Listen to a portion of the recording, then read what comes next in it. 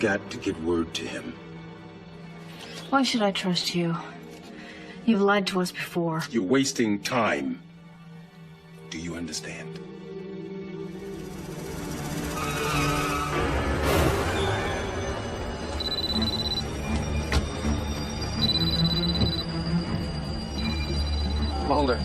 Mulder, don't get on the train. Why not? Because they know where you are and they know what you're doing. Who told you that? Look, Mulder, it's just too dangerous. Who told you, Scully?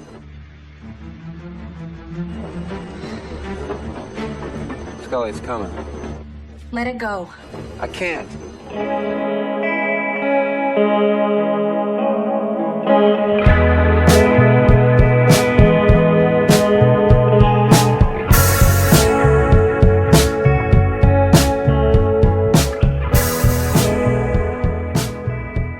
Welcome to Most Unwanted, an X-Files podcast.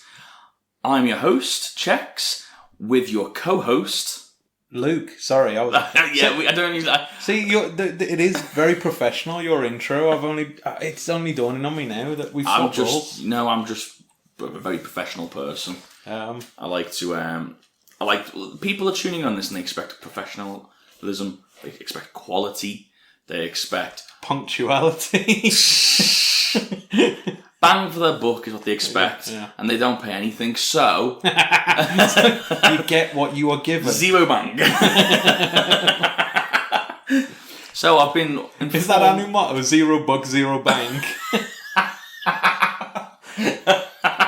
Yeah, I think that's a good idea. We should start a Patreon and ask people to donate 0 pence. Yeah. And then we just give them exactly what they paid for. Yeah. Nothing. Exactly. There's nothing on the Patreon, but this is like we've got so many subscribers, all donating nothing. It's basically become a mailing list at that point. Let's get this on a mailing list. Yeah, there we go. But I have been informed this is episode 65 of our podcast. Luke was desperate for us to get that in there, so there you go. I was holding up a big number, 65. It's finally episode 65. We've had to take a few weeks off. We have. And do you want to explain why, Luke? Well, I was trying to think of something funny then, but let's just be honest. So as you know, Daniel, that's my name, or as most people know him, Checks. Yeah. He's getting married in 84 days. Should we say that? That's not correct. Is it not? No. Well, we stopped updating it. October 20th. I mean, to be fair, it's not going to be accurate when he goes. Why wouldn't we say that? Are you afraid some of our listeners are going to... They might turn up. Going to crash the wedding. You never know. Like that film. The Wedding Crashers. No. And we went on a stag do. We went on stag do. We went to Amsterdam for a crazy weekend. Oh, it was a lot of fun. It was a lot of fun. But because of that lot of fun, unfortunately, the episode, was it 2 weeks ago? Yeah, well, we've missed the last 2 weeks. The last 2 weeks. Basically, the last 2 weeks we've just been busy either prepping for it or being on it. Well, the first week, we kind of knew we'd have to take a break. Yeah. Because coming up to it, we just wouldn't have been able to fit in editing at all. No. We was hoping we'd get the second one done, and then we got back, and I don't know about you, but I didn't recover for 3 days. I was just in bed all the next day, and... there was just no way of doing it. We couldn't do it. We had 2 days to play with, and we thought if we did, we'd just be rushing something else. It would be, you would have 2 weeks worth of rubbish. Yeah, because we'd be so low energy, as opposed to the usual, just kind of rubbish. Yeah. We'd be honest here. You know what I mean? Let's not pick ourselves up. As we all know, what goes on tour stays on tour. Yeah. So let's tell them all the stories. Well, let's not tell them all the stories. I just want you to tell your favourite part of the stag do. Favourite part of the stag do. Let's be clear here. It wasn't...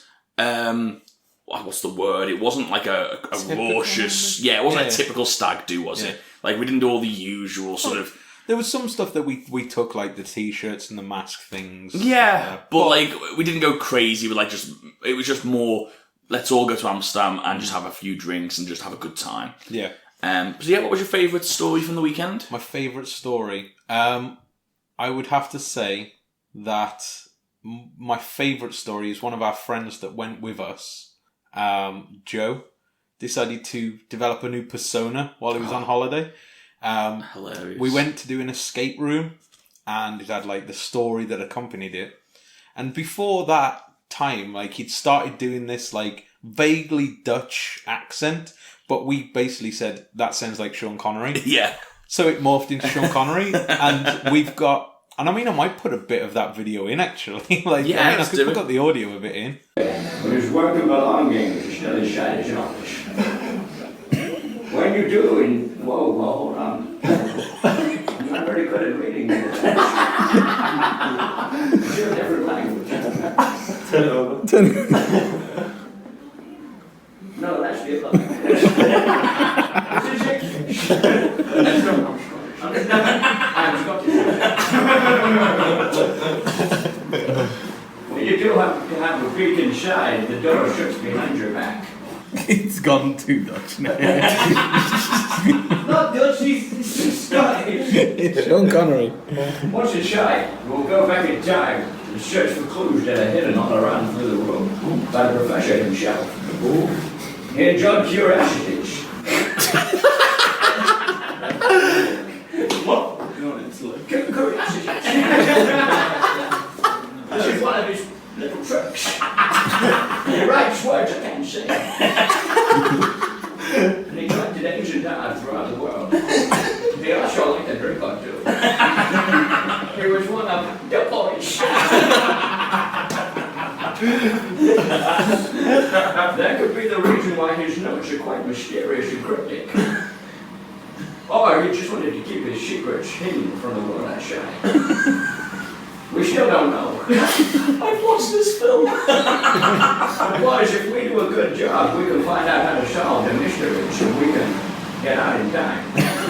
Yes. So we had Sean Connery narrating our escape room experience, which I'm going to say definitely elevated. It would make it 10 times better. Yeah. So I would go into battle with Sean Connery if he told me to do so. Oh yeah, definitely. Yeah, I mean the real or the Joe version. So yeah, how about yourself? What was your favourite? My favourite story, and the problem with this story is no one will believe it. Oh right, no one will believe it. Yeah. That's the problem with this story. But I know what you're going to say. I keep forgetting things that happened. Yeah. So we was in a bar, and everyone had these masks. They, without me knowing, they all bought the mask of my face, and we went into a bar and Bohemian Rhapsody came on, and during the choir bit at the end, I had the brilliant idea to get them all together, all these 7 Checkleys, whilst I orchestrated them. It was the funniest thing I have ever seen. Just 7 me's, all having their own parts, all singing sort of in melody. The entire bar stopped. Like, no one was doing anything. I couldn't see this because obviously I had the mask on, so it limits your vision. And I'm just staring at you conducting us. The girls behind me were laughing their heads off. The entire bar stopped. They was all looking at us. People were stopping outside and looking through the window. And then it stopped. It finished. Everyone applauded. I went down the back of the bar and high-fived everybody. And then some random guy just bought us all tequila. I remember the tequilas because I remember them just appearing. It was like, and then we did them the wrong way. Justin, thank you to Justin, by the way, for the tequilas. Should have. It was, who's going to believe that story? But it happened, and it's just for something that just happened spontaneously. It was the best thing I've ever seen. It was so funny. Do you know what? I realised we've just missed a trick with the Stag Do t-shirts. We should have had Most Unwanted, like, the dress on there. Yeah. A QR code or something. Yeah, that would have been easy. Yeah. That would probably been our best. There's been like, who are these guys singing Bohemian Rhapsody? Yeah. Well, I want to listen to them talk, and I want to listen to them talk about the latest episode of The X-Files. Do you know what I mean? You know what? I think they would say that because I'm saying that now. Oh, yeah. Let's do it. Let's do it.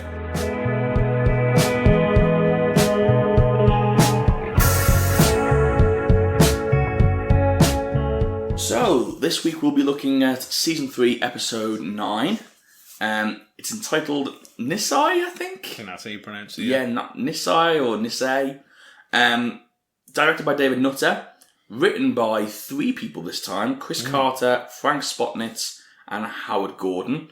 So bringing all the big boys out. Trio, yeah. Yeah, I knew this was going to be an important episode as soon as I saw that. I don't know why, but usually I don't pay attention to it when it's on the screen. I usually just search for it after. But this time I just sort of noticed it. I don't know why. Was it all three of them in one? Yeah. If so, it would have taken up most of the screen. Maybe that was it, yeah. No, can't not miss it. And it originally aired in November 24th, 1995. I need to correct myself then. I said can't not miss it. That's a double negative. Oh, so basically you're saying you missed it? Did you miss it? Yes. I wrote it down beforehand, so I didn't even pay attention. Fair enough. So yeah, let's get straight into this. A little precursor to this. This was post-Amsterdam, so I put this on. Didn't take that many notes, if I'm being honest. But I've got a very good memory. All right. So we're going to put it to the test. I reckon we're going to be fine here. And again, there's plenty of material online that we can use to guide us through the scenes. So we start off in Knoxville, Tennessee, and a train pulls up. A guy comes out, lets go one of the carriages, and they pull off. As soon as I saw this train box, I was like, "Ooh, is that similar to the one that was buried?" Like, I didn't think of that. I made the connection straight away, and I was like, "It is." Like, was it? Was it meant to? I think the implication is because like that train boxcar was full of like the hybrid bodies, wasn't it? Yeah. So it could be. I didn't even think about that, to be honest. As soon as I saw it, I was like, I get the feeling this is going to have something to do with that, and I think it does. I can see how. Let us know if it's not. But so yeah, this boxcar stays there until dark, and then a Japanese guy walks out, and two cars pull up, and a bunch of Japanese guys go into the boxcar. Did you still think at this point Demon Samurai? Maybe. I did not think Demon Samurai. Did you think Demon Samurai? No, but they did have the stereotypical "there's Japanese people" music on. Like, I didn't know. As soon as is there music? Do you know that like wind instrument that goes? Oh like yeah. Did they do that? Yeah. I was like, okay. I mean, it's 95. We'll let them off still. But... So yeah, they go into this boxcar, and they show a lot more than I thought they would. They're all in scientist gear. They're all sort of like gas masks and hazmat suits, and they're performing these experiments on this sort of unknown object on the table. But even like through the glimpses of a typical, like just the usual pan, you're not meant to see that much, but you can tell it's an alien body. Yeah, definitely. And they're also siphoning like this sort of green liquid from it, and they're doing all these things. Before you know it, the boxcar gets raided by what I can only assume is like a military team. Shoot all the scientists, they're all dead, and as they're bagging up the body on the table, we clearly see it's an alien. Yeah. And they're bagging it up and they take it away. And this is like the another indication of, there's aliens here. They've got they're doing an autopsy on one. Exactly, it's there. I said to you before we started recording, I didn't think about this until I read back through my notes, because we've watched these next two episodes in sync. We've watched them both because obviously they're two-parter. And at the end of the two-parter, it kind of left me with this sort of ambiguous, should I say, feeling where you didn't really know whether there was aliens or not. Both Mulder and Scully had different opinions. And then looking back, and I was like, well, no, we as an audience do know that it's aliens. We know that Mulder's right because this alien is here. But yeah, they do play on that throughout the rest of this two-parter. I quite like that though, and I mean we'll get into it later on when it becomes more relevant. But yeah, I do quite like that they throw in this curveball of is it actually an alien? Yeah. So yeah. But unlike the rest of the season so far, for the first time, we as an audience know more than the characters, which is an interesting dynamic. Yeah. So yeah, this scene is all recorded and transmitted via satellite.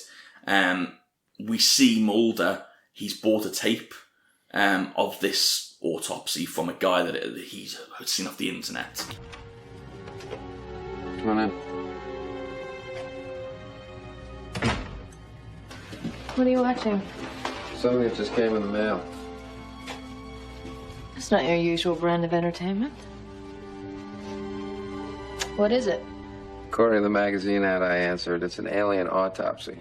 Guaranteed authentic. You spent money for this? $29.95 plus shipping.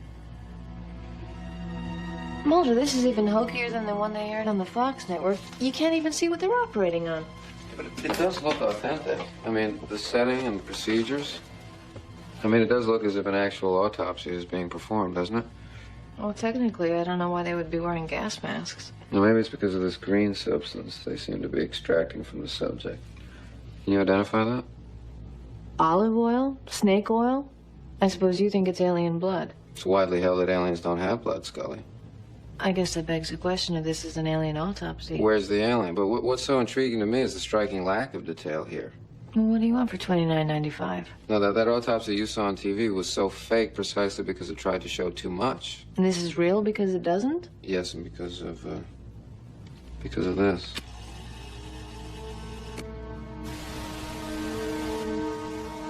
Like he was cleaning his nails with a knife. Like Frank from Always Sunny style. I thought this is an accident waiting to happen.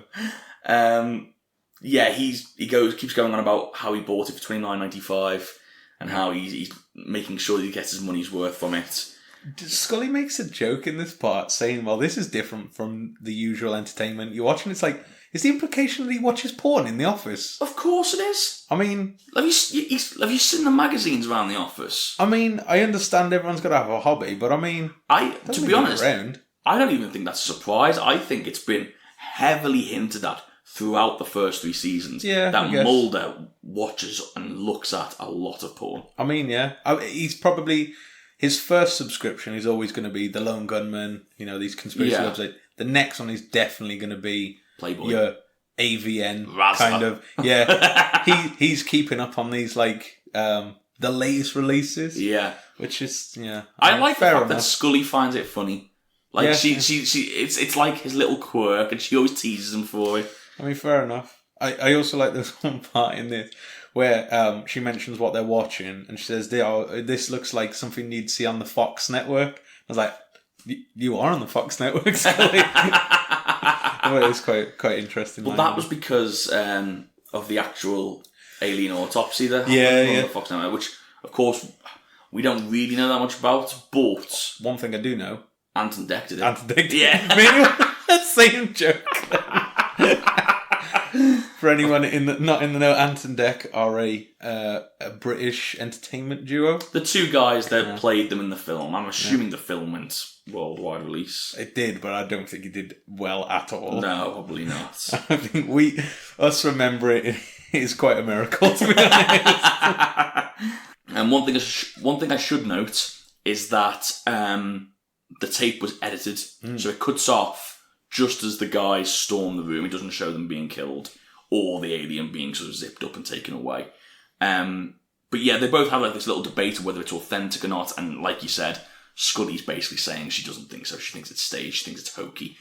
Mulder's argument is the very fact that there's not that much detail, to me, proves that it's real. Yeah. Because if it wasn't real, they'd want to try and prove it with fake detail. Yeah. So sound logic to me. Anyway, the agents go to Allentown, Pennsylvania, and they're trying to look for the guy that sold Mulder the tape. But they find him in an apartment, and he's been murdered. Hands tied up. It looked like a bag over his head or a pillowcase. Yeah, I think it's like a bag, something like that. And they also see a guy running out of the property, which leads to a chase scene with between Mulder and a Japanese man with a briefcase. Went on way too long, this chase scene. Yeah. Like, it just didn't, like, you knew he was going to catch him. Like, I don't know why it went on so long, but... One thing I did think, though, it's a question that I've pondered. Do you reckon you could outrun Mulder? In my current physical state, no. Yeah, probably. Here's my bold prediction. I think I'd be quicker than him. Yeah. But I think he had the stamina. Yeah, he'd just keep up, yeah. Yeah, I think he'd just stay on my tail and... But to be fair, I don't think I could outrun Scully, to be honest, even in the heels. No. Scully keeps up with Mulder. I know. She's wearing heels. I know, yeah, that's a hell of a feat. It's got to be said. So if she wore some trainers or sneakers in America, then... Nothing would catch her. She'd be like lightning. She'd be like Usain Bolt. Like, yeah. I was going to say the Flash, but that'd be silly. Is it sneakers in America? Or is it tennis shoes? I don't know what type of shoe you're talking about. Trainers. We call them trainers. Trainers. I think they're called sneakers. I think they're called tennis shoes. I don't think so. American listeners... Like a Nike, like a pair of Nikes or something like that. Or Nikes. This is where our Oh, pronunciation dearie me. What are you doing? You're completely localising us, Luke. Adidas. Oh, no. What are you doing? You can't use words like that. Okay. Right, American listeners. Is it tennis shoes or is it sneakers? I think it's sneakers. I don't know. I think if you're talking about like Air Max or something, they're called sneakers. What's an Air Max? Do you know like I don't. Nike Air Max? Do you know the ones with the big like soles and they're like air in them? See, I always think of like Jordans as like sneakers. Yeah, that's what I was thinking. But I think like normal trainers, what we would call trainers, I think are tennis shoes. What would you call trainers? Like running shoes, like trainers, No, like normal trainers. I'd still call those sneakers. I'm pretty sure. I think it depends on where you are in America. Maybe. Let us know. Are we completely? We've gone on for this for a while, so yeah. Let's end this here. But let us know. Are we mad? You bloody are. You've gone about bloody shoes for 10 minutes. I'm sure I've heard them called tennis shoes. In fact, no, I know for a fact I have, because in the American Office, in the second season, one of the characters gets an award for the whitest tennis shoes. Okay. And she's wearing just normal white trainers. Okay. I don't know. I think we just lump them together and just call them all trainers, don't we? We don't. Well, we do it as English, as in England. English. We are English, yeah. I'm going to call them tennis sneakers. Tennis sneakers. Okay. There you go. Job done. There we go. Should we talk about X-Files? I mean, if you got any more shoe chat, then we could probably go through that. I like a good pair of like shoes, like formal shoes. Like some, yeah, a little bit like some brogues. Brogues, like yeah. Or what are the ones with the pointy? What they're called? Piddly pips. No, they're not called. Piddly pips. They're called pickers, aren't they? Something. Oh, China shit flickers. No, they're not called that. That's what my dad calls. Yeah, it doesn't surprise me. Let's talk about X-Files. Anyway, yes. You've lowered the tone. So yeah, they chase this Japanese man who we find out his name is Kazuo Sakurai. Sakurai, is it? Sakurai. Is that right? Sakurai. Sakurai. That's the one, Sakurai. Who is identified as a high-ranking diplomat. They have this big standoff. He doesn't really think he's going to shoot him, but then... Oh, there is this funny bit actually where he kicks the gun out of Mulder's hand, and he goes to run away, and Mulder gets another gun from his shoe, isn't it? Yeah, I think so, yeah. And he mentions, I'm getting tired of having my gun kicked away from me. It's carry too, yeah, fair point. Fair play, and it works. Yeah. So, he finally gets him to hand over his briefcase, and he sort of puts him in custody, if you like. Again, another stereotype that I noticed here. Did you think it was strange that the Japanese diplomat was really good at karate? Yes, I did think that. I was like, of course he is, yeah. We've had the stereotypical Japanese music, and now they're all good at karate. I know. Like, okay. I know. Rein it in, guys. So, yeah, they take him into custody. Whilst they're in the sort of prison, I suppose, or the police station, Skinner appears. And he tells Mulder that this guy needs to be released. He's a high-ranking diplomat. The Japanese authorities want to deal with him himself. We've got no authority here. Mulder sort of protests, but at the end of the day, Skinner's telling him what to do, and Skinner just lays down the law, saying, at the end of the day, you don't have an option. He's a diplomat. As we know from Lethal Weapon, he's got diplomatic immunity. Can't touch him. So Mulder goes off in a huff. He's actually told to go back to Washington, make sure he doesn't get himself into trouble anymore. But he does. When he goes outside, he starts to search the briefcase, which he didn't turn over to evidence. And he finds a lot of satellite photos of like ships. Basically he tells Scully that he's going to go back to Washington. And the next scene we see him in is with the lone gunman talking about these images. It's a hell of an all-star episode. This is. We've got Skinner, we've got the lone gunman, and in the next episode we also get X as well, which we haven't seen in a while. So you can definitely tell that this was meant to be like a big moment in the season. But yeah, the lone gunman confirmed that it's like a list of there's a huge list of UFO networks, and it's also they also mentioned that one of the ships is called the Talipus. which was a salvage vessel docked in Newport News, Virginia. But they do mention that they didn't return from their expedition, if you like. They ended up docking at a different dock with some unknown cargo. I think it was meant to find like a ship of some sort, wasn't it? Yeah, I think it was like a World War II like vessel that had been sunk or something. Yeah, but it was meant to have like treasure in it, wasn't it? They never found that. They found something else and took it elsewhere. They believe it's probably a UFO. Begs the question, were they sent there by somebody who knew it definitely wasn't treasure, and they were just told, oh, it's a treasure ship, and they pulled back whatever? Yeah, well, I think all the way through this, you're not really sure what either the Japanese authorities or the American authorities, what their real end game is. Yeah, They've both got their own sort of hidden objectives, and no one really talks about it. They just keep doing stuff. Yeah. Obviously, it's all planned. But yeah, we do find out that Sakurai is then killed by an assassin.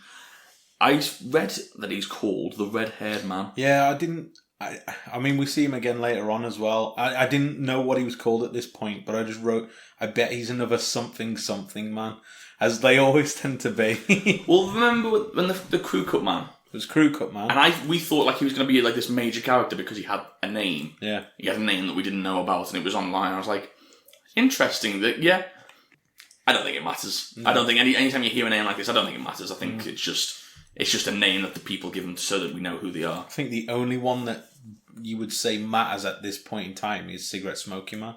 Yeah, I suppose. He's the exception. Anybody else is just fodder. Yeah. Basically. This show isn't very good at giving characters names. No. They just keep people names. They just let everybody else make the name. Yeah. Don't have to worry about making them up then, do they? Also, I mean, I wrote it down later on, but I'm going to bring it up here now. He's called Red-Haired Man, isn't he? Or Red-Headed Man. I didn't think his hair was that red. I don't think it's red at all. I thought it was like sort of like a reddy brown, but like I thought very. I don't know. Like a really light brown. I didn't think he was that red-headed. I was expecting, when I saw that he was called Red-Haired Man, I was expecting like bloody, I don't know, do you know the Gingers Have Souls kid? Do you know, like that? Just like absolutely like red on top. I was hoping for that. I'm trying to think of famous ginger people. Chris Evans, not Captain America. Chris Evans. Chris Evans, I don't think he's ginger. He used to be a lot more. He's like ginger. A strawberry blonde. Back in the day, he was quite ginger. I'm thinking Annie. Yeah. I'm thinking Pippi Longstockings. I don't know who that is. Pippi Longstockings, Is it a character? Yeah, it's like a 70s, 60s TV show. I would assume it's a character with the name Pippi Longstockings. No, yeah. Chris and Pippi. She was in The Wire.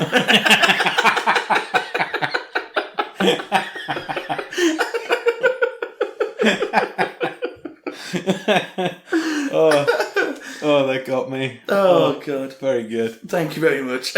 Right, we'll get back onto this. So he's killed at this point as well. And he's got like this assassin look about him. Like, you've got a feeling he's going to be he's going to be a menace throughout the story. While all this is happening, Scully is investigating is it the MUFON group? Yeah, I think that's what they call it. Is that how you pronounce it? And she discovers, this is a very interesting part of the episode, to be honest. She discovers several women who all recognise her instantly. They say that she's one, and when she asks what one was, she says, one of us, like one who was taken, one who was experimented on. And they all tell her that they have the same abduction experience as she did. They all have similar implants to Scully in the back of the neck. They've all taken them out themselves as well, so they've got them on them. I like how they've all got them in different containers. That was quite a nice touch. Not the same. And they all like sort of... I like this group, to be fair, because like they're all very welcoming of her, but like they're all very solemn, and it's all very...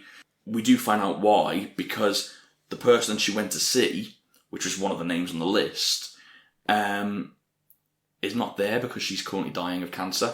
Yeah. Which they then tell Scully they're actually all going to die of cancer because of the experiments that are put on them. Bear in mind, some of these women say they've been abducted several times, or apparently, like the woman that was dying, apparently has been taken since she was 10. Yeah, yeah. It's weird in this part because they're so. At the time, I was thinking, why are they so accepting of this? Why have they just why aren't they raging about this? But who are they going to do it to? And who's going to listen? If you started saying I'm being abducted and they're giving me cancer, everyone's going to be like, all right then. Yeah. You know what I mean? No one's going to believe them. You see what people are like. Yeah. When we know in reality that. Yeah. If anyone said to me that I've been abducted by aliens, I wouldn't want to hang around with that person. Yeah. Not because I don't want to. So it's because I just don't think they're mentally right. You know what I mean? I don't want to get abducted. But my immediate thought was, I don't think you're in your right mind. Yeah. Do you know what I mean? Yeah. But that's just logic taking over, I suppose. And you can't blame people for feeling like that, I suppose. But yeah, these women have got this support group now, and some of them do say they recognise Scully because they've seen her, and they sort of talk her through the process. And whilst this is happening, Scully's sort of having flashbacks. And things are ringing true to what her experience was. She's starting to recall it a bit more now. They even mentioned to her that she should try, what's it called? The regression therapy. Yes, like the hypnotising thing. So while that's happening, Mulder goes to the Newport News shipyard, and he's looking for the telepus because that's where it docked. He's asking this one guy for sort of help. Doesn't really know. Says, I can have a look in the files. I can check this out for you. When he comes back, Mulder's gone. He's doing his own... Straight off, yeah. I love these moments because you can tell, in my opinion, that David Duchovny has basically said to someone, hey, I can do my own stunts.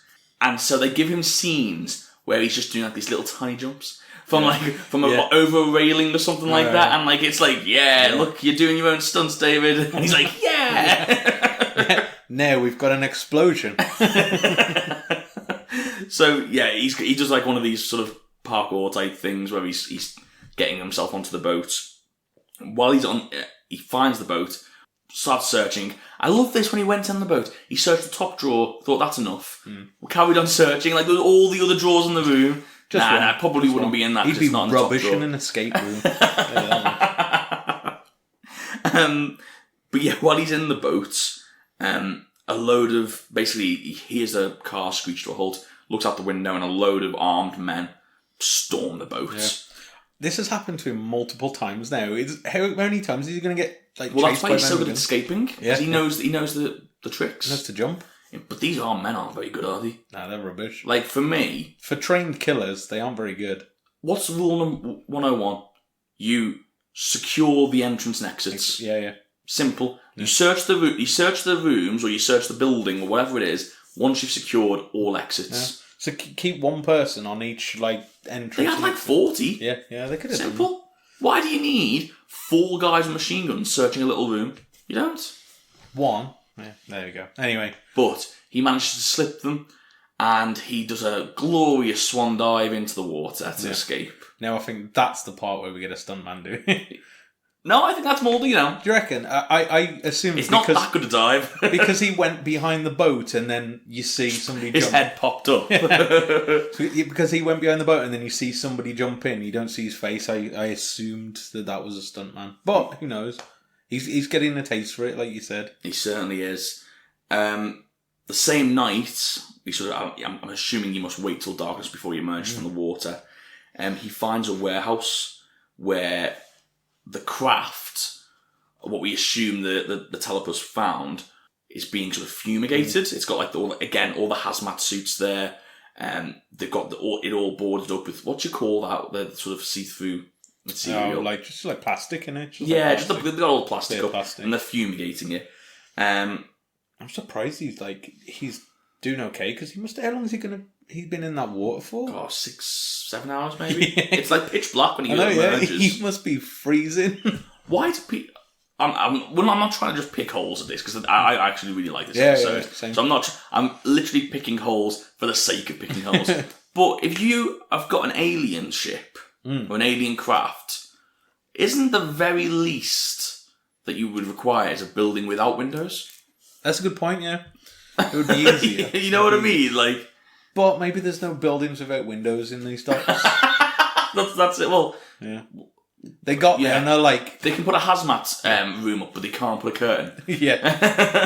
That would have done, actually. Yeah, a curtain. Just a curtain. Just board it up, simple. Big curtain with a big pattern on. You know what I mean? Is anyone in danger of seeing this alien ship through all those windows? No. We'll be fine. Yeah, we ain't got to worry about that. We ain't got to worry. So yeah, at this point, I think the implication is it's an alien craft that's been found. Yeah. Which I think is the right implication. I mean, by the looks of it, I think it's pretty clear cut that they've come across an alien ship, be it by instruction or not, and they've brought it back to be experimented on.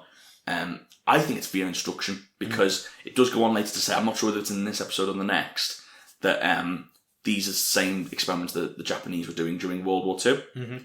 And so I feel like it's a bit of a coincidence to have something pop up that can help them continue their work. Yeah. I think it's by design they've gone out to get this ship. Skinner confronts Mulder later. This is a later scene over the briefcase because they said that he should have had it on him and he didn't. He knows Mulder took it. He's waiting in the dark for him, isn't he, when he gets back to his flat? He is, yeah, because I forgot his door was already open. But actually, was that ever resolved? Was it Skinner there? Skinner, yeah. So I think Skinner broke in. Oh, okay, fair enough. I think that's the implication. But yeah, anyway, so but Mulder tells him that Scully's got the briefcase, and Skinner basically says that the fact that we haven't got the briefcase basically caused an international incident with Japan. So you can see how he's under pressure. He's just sort of thinking about how to keep two governments warring over this one instance. Exactly, yeah. It's become a lot bigger than whatever he's investigating. Yeah. Basically what he says to Mulder is he can't get involved in any way, shape or form now. He can't be seen to be dealing with any of this. So Mulder needs help from an outside source. So who does he go to? Someone we haven't seen for a while. Senator Richard Matheson. Has it been since the second series? I think so. No. Yeah, second season. It's been a while, hasn't it? Yeah, because it's mostly been X that we've been dealing with, isn't it? Yeah, it was the second season. Yeah. He's not as cautious this time. Remember the first time we met him? And he wouldn't speak without putting the music on. Yeah. Didn't matter this time, yeah. Even though our books, it's fine. Yeah, whatever. I still don't trust this guy. There's something about him that doesn't sit right with me. But I think he meant to. He reminds me, I don't know who, he reminds me of someone that should be in like a old 50s musical. Don't know why, he's just got that sort of look about him. But yeah, he goes to him for help, and Matheson basically gives him details on the autopsy, links it with this larger conspiracy, and basically implies that it's something to do with alien-human hybrids. Which we've dealt with quite a bit. It seems to be the running arc of this season. Yeah. Really, I'm quite liking it, actually, because I didn't even think of the boxcar being the same as episode 1. But yeah, it could very well be, and this could be like one big story arc leading up to the finale, which would be quite cool, because the X-Files haven't really done that so specifically, have they? Yeah, exactly, yeah. Anyway, after this chat, Mulder investigates some more, and he does discover that the Japanese scientists were members of Unit 731 during World War II. Yeah. Have you heard of this before? I've never heard of this. I'm literally not going to lie here. I heard 731, World War II, and I was like, Luke's going to know what this is, so I'm going to let Luke tell me. So they basically was a scientific sort of like base where they would take like prisoners of war, like anybody who was against the government, stuff like that. Same thing that like the Nazis did, and they would just experiment on see how like the human body reacted under extreme pressure, drowning, extreme heat, extreme cold, all these kind of stuff, and it's horrible, really horrible.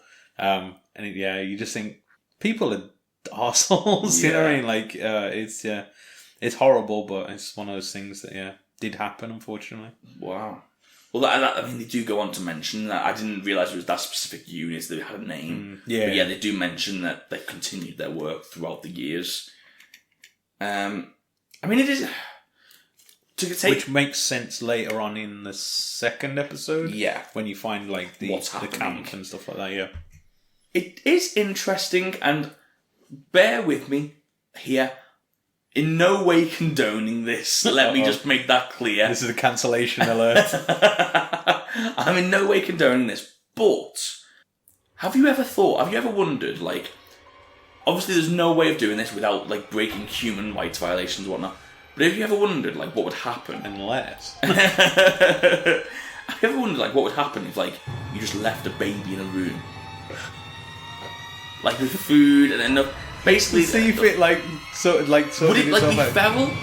I think... I'd love to know what would happen if, like, you just left it. And, like, are we as humans... is our very sort of nature, because of what we're taught growing up and what our environment is, I'd like to know what a human would look like without any help, without any indication of what it should act like. See, I reckon like 10,000 years ago, we'd have probably been okay. Like, you could have been born and probably, you know, been fairly self-sufficient. Yeah. But I think these days, like, we're way too social of, like, creatures. And even, like, these, like, wild people that you hear, he got raised in the jungle by, I don't know, wolves or whatever. Something, yeah. He's still nurtured by something, you know what I mean? Yeah. I think if you're on your own, that's a death sentence. Yeah, that's what happened with, like the Native Americans, wasn't it? They used to... The noble thing for, like, the old people of the tribe to do was, instead of slowing the tribe down when they were moving around, was basically to just wander off on their own. Yeah, and just they would end up just dying on their own because they are on their own. So yeah, I don't think... But I don't think that's concrete enough for me. Okay. Well, talk to Jem. I'm like Scully. I need proof. My God, we're gonna have this is dark. Yeah, we're gonna have a baby pee on our hands here. Jesus Christ! It is interesting, though. Do you know what I mean? I know what you mean. Yeah. Some of these, it's basically like these experiments that you could never do, really. It's. And I suppose that's where this sort of Unit 731 ideas come from. It's people that have gone, sod human rights, we're going to do it anyway. Do you know what I mean? As soon as it's taken away, they think, yeah. Well, it happens in North Korea, doesn't it, and stuff like that. Like I wouldn't be surprised. I haven't heard anything, but there's stories of like their camps where they do like the same type of experiments, basically. Yeah. So it still happens today, unfortunately. Well, I wonder whether that baby experiment happened. Why are you so obsessed with Well, baby I'm not obsessed with it. I'm just very curious, and if it has happened, well, we're in a very dark window into your mind at the moment. Okay. Let's finish it here. If it has happened and someone's left a baby in a room, just to see what happened, let it grow up, right?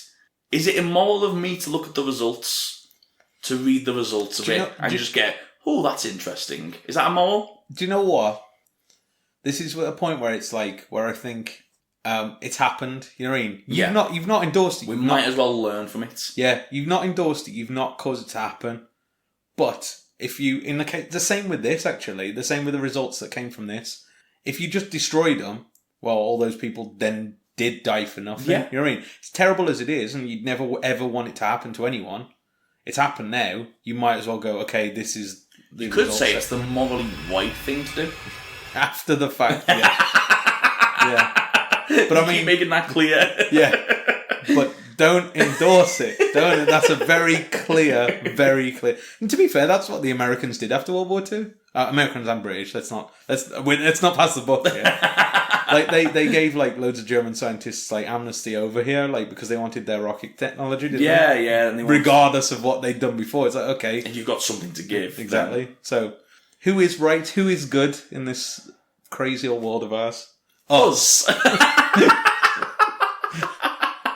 We're so in sync, it's worrying. It's mad, isn't it? So anyway, they were all members of this Unit 731. Basically, we now get told that they were recruited by the US government to develop human alien hybrids. Mm-hmm. Mulder believes that the scientists killed on the videotape were working on a secret railway. And basically, he thinks that the US government has this secret railway specifically for secret government use. Do you want to say secret again? Secrets. I'm sure you said it about 4 times. Did I? It's very secret. Okay, yeah. And they use it for secrets. For secrets. Oh my God. You're not letting me get away with anything today, are you? Yeah. That buzz driver has ruined my day. So I'm going to ruin everybody else's. Yeah, so we'll move on to the next scene. I think we're sort of winding down to the end of the episode now. Much, yeah. Scully tells Mulder all about what she found out at this, for lack of a better word, therapy group. Mm-hmm. And she runs her chip or the implant in the back of her head. She goes to the FBI labs and runs it through sort of some testing, some diagnostics. And she analyses, while she's there, she sends that in, and she analyses the autopsy video, and she realises that one of the Japanese scientists takes his mask off for a second. Yeah. And she recognises him. We find out his name is Dr. Ishimaru. Mm-hmm. And she believes, well, she's pretty certain that he was one of the guys that experimented on her during her abduction. I think we do get a flashback of him, just leering over him conveniently with his mask down. I thought that was he's the only one with no mask. But Mulder's got his own agenda right now. He's in his own little mission, and he goes to West Virginia and tracks down this train. There's this secret train. The secret train. And he watches as a group of Japanese men basically come in and they take this... I thought it was a kid at first, but I think we're meant to believe at this point it's an alien. It's got a large cranium. Yeah. Big head. It's got a big head. Head kid. It's got a big head kid. Big head kid. They're putting this big head kid into this train. Do you reckon he would be okay if they left him in there on his own? Well, they do. Mm. They do leave him there on his own. He's all right, yeah. And he seems to be okay. Conclusive. Conclusive. But now, not if it's an alien. Okay. If it's an alien, the results are skewed. Okay, yeah, fair dues. I'm pretty sure, we've seen, what happens when monkeys are just left out on their own. You know what I mean? Yeah. Could you say that's conclusive? No, I wouldn't say so. That's true. You keep making me lose track. So where am I? So yeah, they put this sort of, what we assume to be this alien or alien-human hybrid onto this train. And it takes off. And hang on, does it? Yeah, the what's it just take the train does go. So you said take off. I imagined it just launching into the sky. It's whoa, that is a secret train. Back to the Future. Yeah, I would have never have guessed. We also see Dr. Shirozama boarding the train in Ohio. And basically, he's forced onto the train because his bodyguard gets killed by the red-haired man. Yeah, that's it. Yeah. Because he goes to the toilets and then he gets killed in there. So yeah, we know that both Zama and the red-haired man are both on board the same train, which is headed for, we find out, Vancouver, Canada. So coming up to the final scenes of the episode, Mulder tracks the train down to the Ohio station, and as he gets there, he's told it to leave. It's already left, basically, isn't it? Yeah, he can see it leaving, can't he? He's running alongside it for a little while, and Scully at the same time has gone to Mulder's apartment and is met by X. Yeah. Another returning massive character. The last time we saw him, he shot somebody, didn't he? I think so. Was the X going to give it to you? X. Well, it's going to give it to us this episode. He's going to return and give it to us. Yeah. he's gonna... Yeah. So we'll see if he gives it to us. Yeah. But all he's going to say this time is basically warn Scully that Mulder should not get on that train. I don't know how he knows he's getting on the train. I don't know where he's got that information from. Unless he's just tracking his car or something. Yeah, maybe. I mean, Scully's very hesitant to even trust him at this point. But he makes it clear that Mulder should not get on that train. So she does call him. And he's driving ahead. He's managed to get on top of a bridge where the train's going to pass under. She tells him not to jump on the train. Of course he jumps on the train. Which I have found, I did read. This is only because I'm sorry to ruin your notes. I knew this was going to be in your notes. But I used your Amazon Prime account to watch this episode. Yep, I did. And didn't even realise. Yep. That's theft. He's admitted theft live. No, you gave me permission. Oh, yeah. And you didn't give me an end date as to when I could stop using it. No. It's on record now. But yeah, it did pop up that Mulder does his own train stunts, which kind of ruined the episode for me because it popped up right at the start. Yeah. So thanks for that, Amazon. Yeah, the X-ray stuff is a bit annoying occasionally. Yeah. But anyway, he jumps onto the bridge. He does lose his phone as he's doing it. It was quite a cool stunt, actually. And like I say, David Duchovny did do this stunt on his own. And we leave it there with the train speeding off and Scully shouting after Mulder, despite the fact that he's lost his phone. That's fine. To be continued. To be continued. What did you think of the episode, Luke? I loved it, actually. It was really fast-paced. There's a lot of intrigue with this alien hybrid, and you don't really know like whose side is who on. You know what I mean? Like there's the Japanese government, you get the American government, and yeah, like it leaves it with a big hook for next week. And I mean, we've watched it, but yeah, at the time of watching it, I couldn't wait to watch the next one. So yeah, I really enjoyed this episode. Yeah, I completely agree. I have one, not a gripe. I have one theory, a suggestion, if you will, and I want to see what you think. Okay. Would it be the worst thing in the world to have these episodes called something? So let's just say, I don't know, Example A. Let's say the episode's called Example A. Would it be the worst thing to have Example A Part 1, Example A Part 2? Oh, yeah, I know what you mean, yeah. Like, I know quite a few other TV shows do it. I tell you why.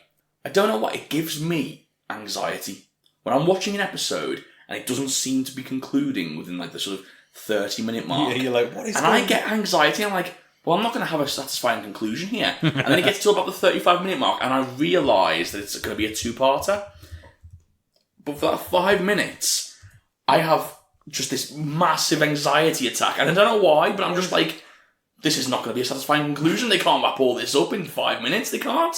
And honestly, it's the worst thing for me. I much prefer to have a part 1, part 2 and go, right. As soon as I put the episode on, I'm like, right, I'm in for an hour and a half story here. Yeah, Let's sit back and enjoy this. Then, I know it's only something small, but like, I don't know. I was watching, because Jem's watching Brooklyn Nine-Nine at the moment. Yeah. I don't know, have you ever seen it?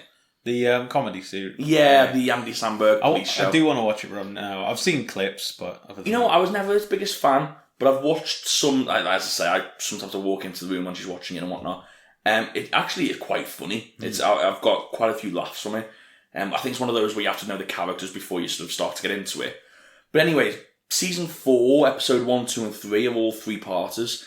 And she put the first one on, it was part 1. And I was so interested in the story. I went, yeah, let's watch more. And I watched all 3 parts. And it was just nice knowing that I was in for this full story, this condensed storyline. Do you know what I mean? Yeah. I just think they should do that. There you go. We'll email them. For the next season. Just call it like Nisei Part 1, and then they could call it, I don't know, 731 Part 2. No, that's even worse. You're like, where's Part 1? We've talked about that on this episode, on this podcast before, haven't we? The sort of, the sequel conundrum. I don't know if we brought it up so far. It's one of my biggest gripes in the world. Yeah. So, the biggest culprit, Fast and Furious. Oh, we were having this discussion at work. Fast and Furious. Yeah. That's fine, that's a great name. Yeah. Too Fast, Too Furious. Yeah, makes sense. Okay, fair enough. It's got 2 Clever. in there. Got 2 Clever. in there, yeah. Fast and Furious, Tokyo Drift. I'm not liking this already. Yeah. You've already changed the naming structure. If you want to call it that, then call Fast and Furious, Too Fast, Too Furious. Yeah. Simple. Fast and Furious. Oh, it's not even the Fast and Furious anymore. It's Fast and Furious. Yeah. Fast 5. What is going on, Luke? What is going on? Oh, it drives me mad. Try like the film, I Like, guess. God. Let's get some production notes.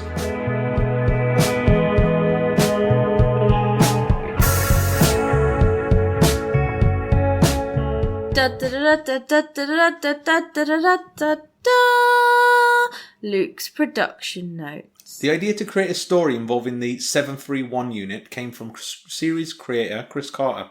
He noted, Unit 731 first came to my attention at the same time as it did for a lot of other people when I read it in the New York Times about what the Japanese did to prisoners of war during the Second World War. Carter decided that an episode based around former war criminals who had received clemency so Americans could use their science would be interesting. Well, we know he's got an interest in it because he's already used a character like that. Yeah, basically, yeah. Well, like in there was a Nazi scientist, wasn't it? Yes, Before, it was, yeah. Frank Spotnitz was assigned writing duties for Nisei, which was originally intended to be a standalone mythological story and to air as the 7th episode of the 3rd season. However, as Spotnitz developed his script, the episode hit several logistical snags. Most notably, Spotnitz's script, bloody hell, that's hard to say, like when you're going through, what's it, featured several scenes filmed on trains. Chris Carter explained, "We found that we were going to have some trouble shooting with trains. Eventually, the sheer scope of the episode caused co-executive producer R.W. Goodwin so much trouble that he wanted to scrap the story. Spotnitz explained Goodwin called Chris and said, 'This is unproducible. You've got to throw out the script, basically.' I was devastated, and Chris said, 'Let's make it a two-parter.' So the episode was bumped back to number 9 and was lengthened to a two-parter, resulting in it being delayed several weeks." That was a long one. Yeah. Oh. I always find it interesting when you hear about the troubles that an episode goes through. Especially when you look at an episode like this, and it just you wouldn't foresee that many problems with it. Yeah. Do you know what I mean? Like, it doesn't feel like you can understand with like an episode full of explosions or special effects or whatnot. But with an episode like this, you can't see where the trouble would be. But there obviously is. There's obviously trouble in every bit of film or TV that you do. No, it is with production and stuff like that. I think the more you know about it, the more you appreciate the work that goes into it. Like, I honestly think for anyone who was really down on the last series of Game of Thrones should watch that, The Last Watch, the documentary about the making of it, because it really shows you how much work. Like, everyone's like, "Oh, no one cared about this. No one cared." People cared. No, of course they do. Like that last series to some people was more work than all of the other series combined. Like, people poured their heart and soul into that. So it's like, I can understand people not liking some of the story outcomes, but bloody hell, they did put work into it. Definitely. And you just think, the same with these kind of productions. Like, until you do it yourself, and I mean, I'd say 99% of people are never going to do a production like this. You don't know the hard work that goes into it. You know what I mean? So no, without a doubt. Yeah. It does give another level to appreciating stuff sometimes, I think. Just carry it from here for a little bit, mate. I'll try and chime in. A co-executive producer called this episode and its second part, 731, logistically huge, which is basically what we've just said. Yeah. The stunt where Mulder jumped on a moving train was worked on for 6 weeks. I heard about that. While there were some alarms in having David Duchovny do the stunt, the actor, who had previously performed his own stunts in the episode Ascension, was willing to do it and considered it a fun experience. I didn't know it took 6 weeks, so you have taught me something. 6 weeks for one stunt, that's crazy, isn't it? That was new, exciting information, wasn't it, guys? Yeah, I mean, 6 weeks, to practice That's a long jumping. time to practice a one stunt. Then again, though, I guess, like we were saying, like, if you're jumping onto a moving object, there's that many things that could go wrong, especially if it's a train, an actual train. Yeah. You don't... Is that worth it, though? When you could just get a stunt double to come in and do it? I guess you can do a lot more filming angles with it when you just do the main actor. You do get that shot where he just lands on the train, which is a great shot. So. Yeah, exactly, the producers used trained rangers to play the soldiers in the teaser, part of an attempt to keep the show grounded in reality at all times. So they got trained soldiers in it, but they didn't do like stuff that you'd think the actual soldiers would do. No, I know, yeah. They needed like a military advisor on this. It's one of those things where they needed them to conveniently forget to so Mulder can... Imagine if they did and they just shot Mulder. Yeah, I mean... It's like, oh, that's good. Oh, it's the end.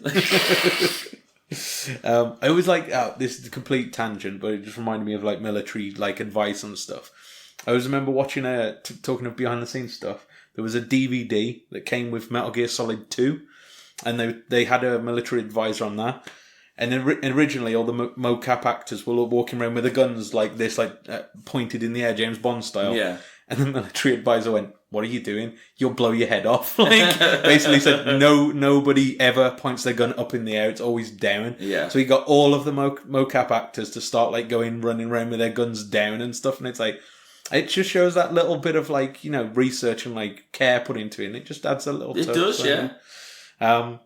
They just needed to do it on the procedures. An 11-year-old boy was used to play the dead alien on the autopsy table. The boy's twin sister was used to play the alien on a train car.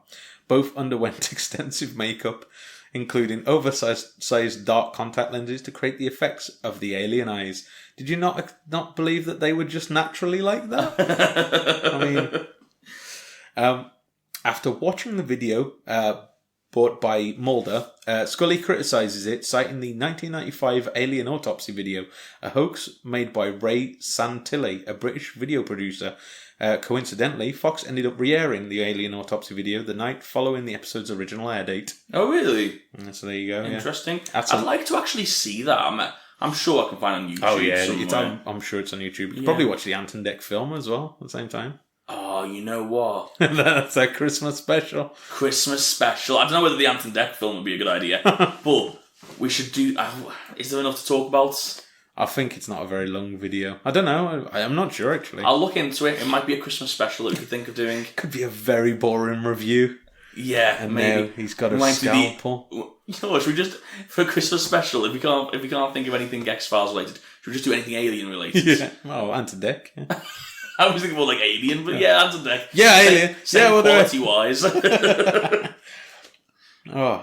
episode features the first appearance of Agent Pendrell. Now, can you tell me who Agent Pendrell was? No. I couldn't either until the second episode when I saw his name on the Oh, is he the doctor that's doing the work on the chip? Yes. Yeah. Is he the ginger guy? Yeah, yeah. He's ginger. He's more ginger than the redhead man. Yeah, he should be called Redhead Pendrell. Is he a recurring character? Who appears in several other episodes in the third and fourth season. Yes. I love him in the next episode. I think he's brilliant. Yeah, I like he's like he tries to flirt, but then at the end he's just like goal. He's us.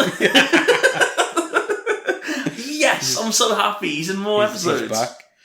Another Pendrell note. Pendrell was named after a street in Vancouver. Nice. And this is where the title comes in, because I was constantly for the episode waiting for that moment. Never came. Production notes cleared me up on that one. The title, Nisei, refers to the term used in countries of North and South America to specify the son or daughter of an Issei couple born outside Japan. The term Nisei, Japanese Americans refer to Nisei living in the United States. Wow, okay, fair enough. Is that everything? That is everything, yeah. Nicely done. I'm glad we've got all that information. We got a lot there. We've also got some Twitter feedback.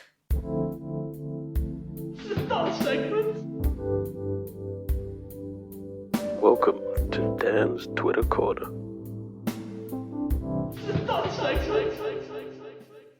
So as you know, we've been away for the last couple of weeks, so we've got quite a lot of feedback over the last couple of weeks. So I will I'll just quickly run through just a few of the tweets that we've got. Mm-hmm. Sorry if we missed you out, but I will try and reply to them all on Twitter now that we're back and we're back in this sort of zone. So yeah, we got a recommendation from Carmen1013. Said that basically said that recommending us to someone looking for an X-Files podcast. She said that it's a good one, and tells them that we're watching for the first time. So yeah, any recommendations goes a long way to help us. It really does. Like, we'll be honest, we could probably be better with sort of advertising what we do, but we always think we're not. It goes to the same thing that we said right at the beginning. We're never really doing it for sort of followers or anything like that. To be honest, it always feels like false when we're sort of trying to advertise ourselves. We don't really like doing it, do we? To be honest as well, we never noticed a massive deal of growth from it. Like, we'll get like a few more listens that week, but then it tends to peter out and it goes the back to normal. The most we ever see growth when we get recommendations. Yeah. That's the biggest thing that you can do to help. I think that's a stronger way. Most podcasts I listen to is because I've been recommended by other podcasts. Exactly. Or people that are listening to it say, you'd like this one. Yeah. So any retweets or any sort of recommendations that you can do, that would be great. And we're not begging, by the way. If you don't want to, don't do it. No, by all means. We'll just hate you forever. We also had quite an interesting discussion started by Kathy. She said, great discussion of oubliettes. I like this episode very much. It nicely showcases Mulder's empathy, one of his best character traits.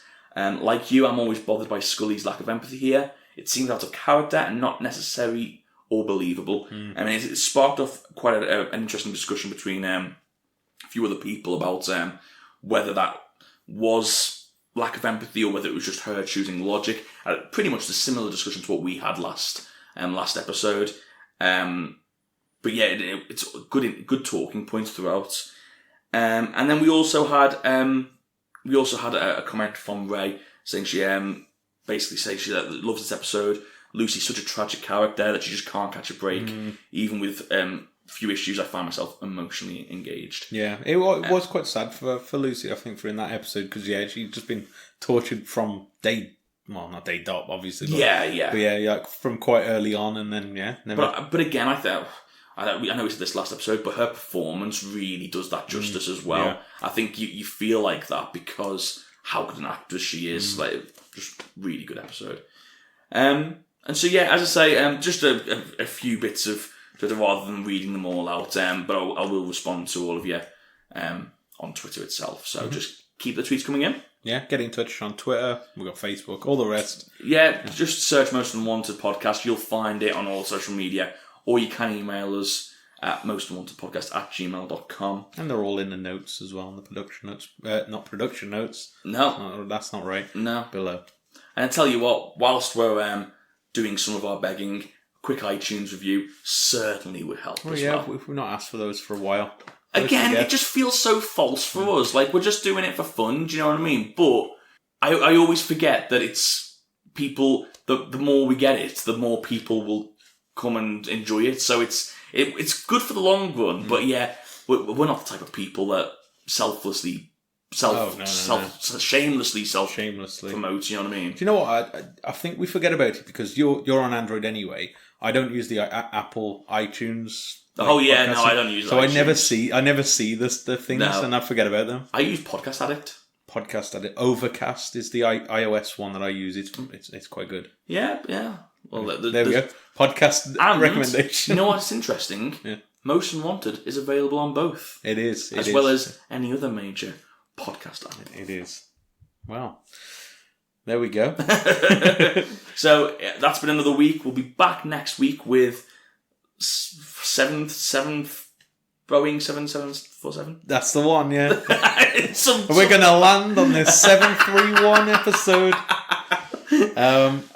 Next week's episode is 731. Much like the unit. There you go. And it'll be pretty much a continuation of this episode at this point. Yeah. So we look forward to seeing you then.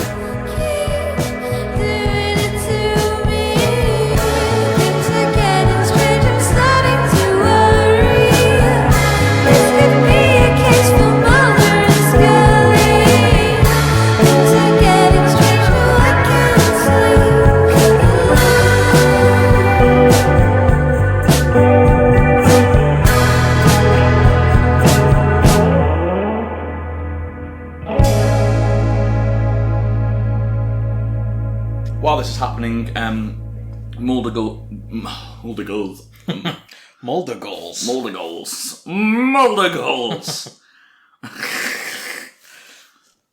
Oh my god! Have a drink. Yeah. As soon as I start getting tongue-tied like that. It's hot in here as well, isn't it? Wet the old whistle. Wet the whistle. Yeah.